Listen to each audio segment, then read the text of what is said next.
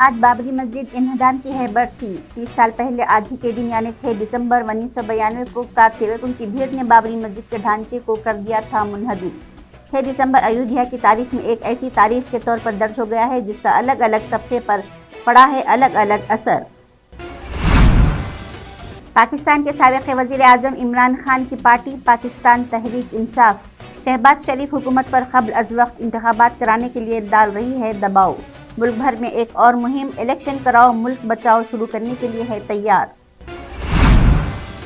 Face بک parent company Meta platforms incorporation نے دھمکی دی ہے کہ اگر امریکی کانگریس میڈیا بل کو پاس کرتی ہے تو میٹا اپنے پلیٹ فارم سے تمام قسموں کو ہٹا دے گا۔ عدالت نے متنازع کتاب پر لگائی پابندی۔ الیکٹرانک کنٹراکٹروں کی غیر معینہ مدت تک ہڑتال۔ گلوکار لکی علی کے فارم ہاؤس پر ناجائز قبضہ، فیس بک پر مدد کی اپیل۔ مہاراشٹر کے وزراء نے بیلگاوی میں قدم رکھا تو ہوگی قانونی کارروائی۔ گجرات کے گاؤں میں مسلمانوں نے کیا ووٹنگ کا بائیکاٹ، جہاں پولیس نے نوجوانوں کو مارا پیٹا سرے عام۔